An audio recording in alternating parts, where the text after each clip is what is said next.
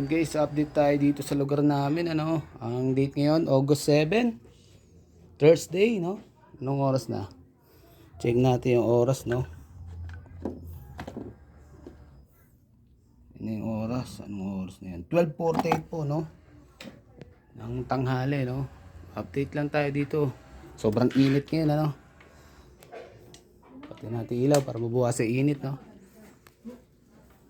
Update tayo, no? Pagka sinara natin yung pinto, sobrang init, ano?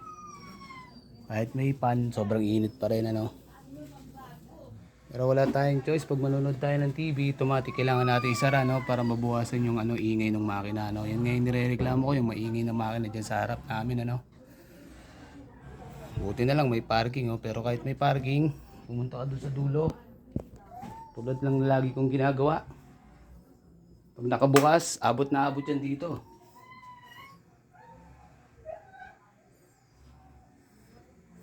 Ganun ka-perwisyo po yung patay yan, ano. So, tas isa pa natin nirereklamo nga yung paninigarilyo nila dyan sa daanan, ano. Although sinabi nila doon na daw sila sa tindahan na naninigarilyo, yung tindahan nasa daanan pa rin naman po yun, ano.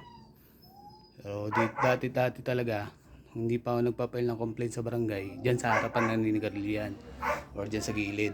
Yung mga may-ari sa yung mga tauhan, minsan nakaupo pa yan habang nagkakape naninigarilyo.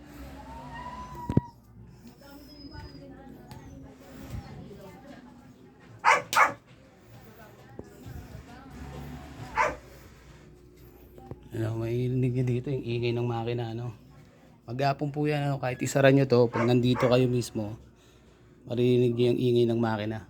Kahit nakasara yung bintana, maririnig nyo pa rin yan. Kaya kung manonood ka ng TV, kailangan mong lakasan. Para naman hindi masapawan masyado ng ano. Tapos sasara mo yung pinto, sasara mo yung bintana. Para yung ingay ng makina, hindi masyadong pumasok. Ganun magiging sitwasyon dito. Kaya yung asawa ko noon nandito, umuwi kasi ng Tarlac eh. Ganun siya, lagi nakasara yan. Kasi nga, para pag nanood siya, or gusto niyang umidlip, makaidlip siya kasi nga bang ingay talaga ng makina. Kahit na doon ka sa dulo. Kahit dito ka, kahit tumatay ka, dito sa CR. Ayan CR, oh. Kahit tumatay ka, maririnig mo ingay ng makina.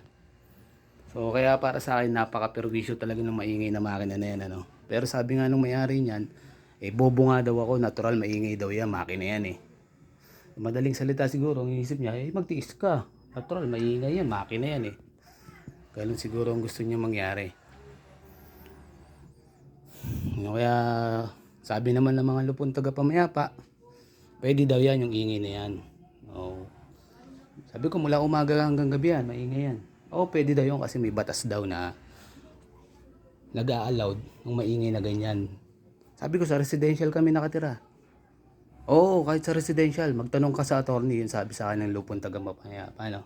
Tapos yung tungkol naman sa paninigarilyo nila dyan sa daan, sa harapan, or kung saan dyan sa daan, pwede daw yun, wag lang daw itapon yung upos kung saan saan. Yun sabi ng mga lupon taga-pamayapa.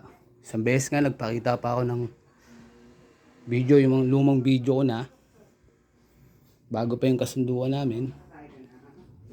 Ang sabi, nagsisigawan kasi, malakas patugtog, sigawan, maingay na makina, chismisan. Sabi nung lupon secretariat, anong oras daw nangyari yun? Sabi ko, syempre tanghali. Umaga kasi umaga yung operation. Sabi naman niya, pwede daw yun ng lupon secretariat. So, tingnan natin kung anong pwede natin gawin sa mga susunod na araw pag nakakuha tayo ng CFA, no? So, dito araw-araw na napiperwisyo sa ingay ng makina. Update lang tayo, August 7, no? 2025, mag-aalaw na ng tanghali. Nag-day off tayo, hindi tayo bumiyahe, no? Pahinga muna, nakatatlong araw na eh. Kaya maghapon tayong makikinig ng maingay na makina ngayon.